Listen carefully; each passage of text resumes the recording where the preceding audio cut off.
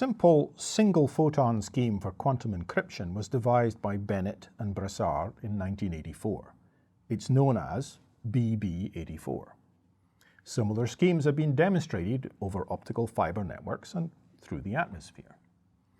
The communication rates possible even in simple schemes, which can be of the order of hundreds of bits per second, are fast enough for distributing simple messages or secret cryptographic keys for subsequent use with classical cryptography. Suppose Alice wants to communicate securely with Bob. So here's Alice and here's Bob. And they're going to do this by sending single photons of specific polarizations. So Alice is going to have a source here of single photons with controlled polarization, and Bob is going to have some apparatus that enables him to split out the vertically polarized photons and the horizontally polarized photons and put them onto a vertical detector and a horizontal detector. But there may be an eavesdropper, Eve, trying to secretly read their messages. Suppose then, first for a 1, a logical 1, Alice sends a vertically polarized photon. That is, a photon in the state we'll call V. So here's Alice's vertically polarized axis here, and a state V corresponding to a logical 1 that she wants to send. For a 0, she'll send a horizontally polarized photon, a photon in the state we'll call H. So here is the horizontal axis, and this corresponds to our polarization state H, which is going to represent a logical 0. Bob's apparatus will separate the two polarizations to different single photon detectors. We'll have a vertical one for detecting these logic 1s, and a horizontal one for detecting these logic 0s. However, this scheme, though it works, is not secure.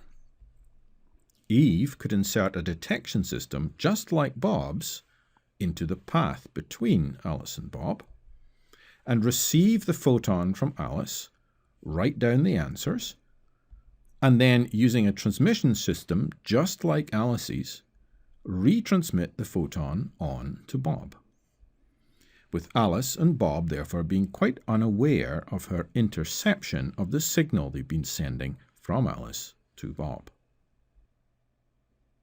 Now, there is a simple way in which Alice and Bob might be able to prevent Eve from getting the information. They can rotate their apparatuses by 45 degrees. So Alice rotates her apparatus that she uses for transmission by 45 degrees. Now Alice transmits a 1 using the state we'll call plus 45. That is, one with the polarization axis like this at 45 degrees, and she'll use that to send a logical 1. And she'll use the minus 45 degrees state to send a logic 0. So here's one at minus 45 degrees, transmitting the logic 0 bits. If Bob leaves his apparatus unchanged, however, like this, still oriented vertically and horizontally, he will receive exactly no information.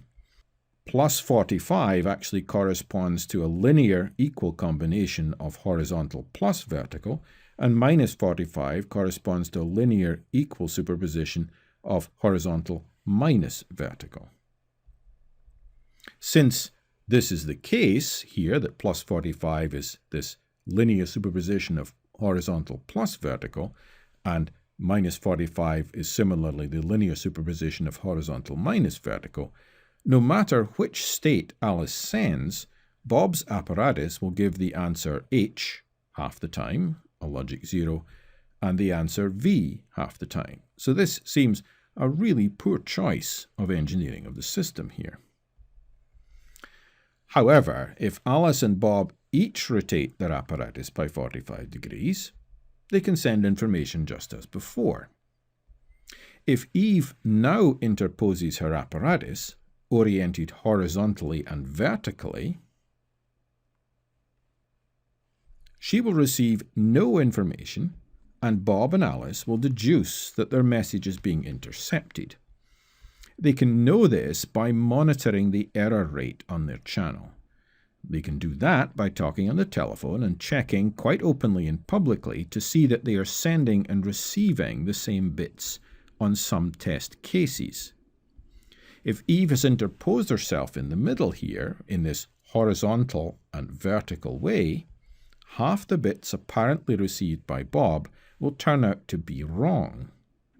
And Alice and Bob will know to discard all of the bits and to send out a search party to find Eve and her apparatus.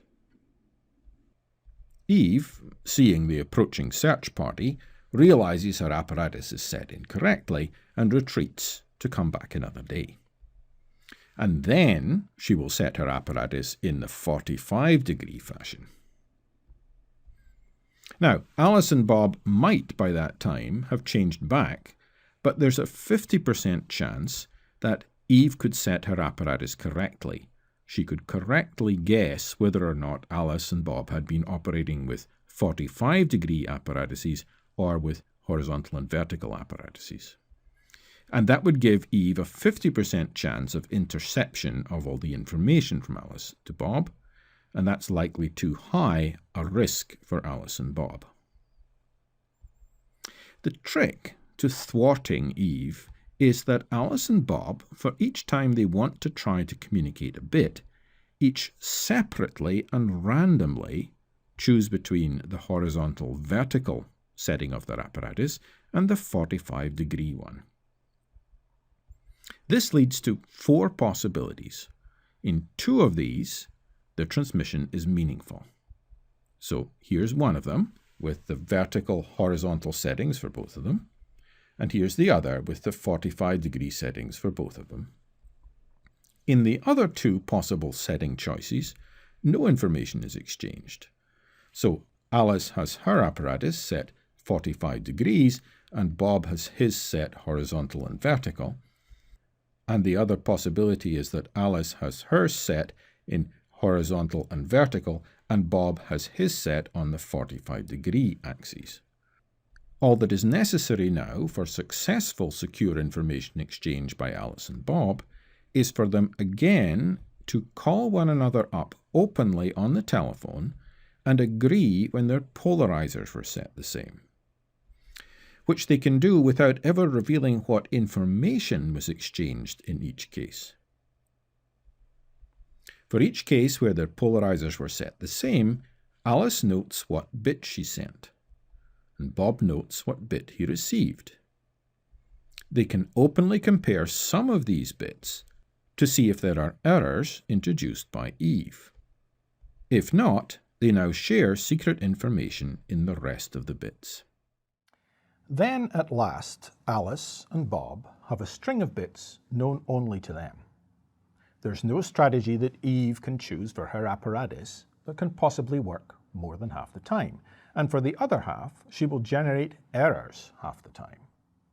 That number of errors is one easily noticed by Alice and Bob, and it will stimulate the search party again. Eve might want to solve this problem by cloning the incoming photon and passing the clone on to Bob, who would then not notice any errors being introduced by Eve. If Eve could do the cloning, she could, on the average, deduce half of the information with random choices of her apparatus orientation, but no one can do that cloning by the no-cloning theorem proved above. So, Alice and Bob can send bits so that no one can intercept them without Alice and Bob finding out. If Alice and Bob find that their message is being intercepted because they notice a large error rate, they discard the bits sent and send out the search party to find Eve. Now, one might think that Eve has at least intercepted some of their message, but that problem is easily overcome by the strategy of not sending the actual message, but instead sending only the key. Once Alice and Bob have the set of shared bits that they are sure are secret, they then send their actual message. Alice can call up Bob on the phone again, on the public telephone, and tell him her actual message is bits 1, 4, 5, 9, 11, and 16 on their shared list. She does this, of course, without disclosing what bits 1, 4, 5, 9, 11, and 16 actually are on their shared list. Only Alice and Bob then know what that message is, provided they only use each shared bits once in their message. The actual message is totally secure. This kind of shared list and this use of it is known in cryptography as a one-time pad. If you and your friend share such a list and you're the only people who do, then you can communicate totally secret messages to one another, provided you only use each element on your shared list once. Quantum mechanics apparently allows us to transmit the one-time pad list to each other, with no one else being able to intercept it without our knowledge.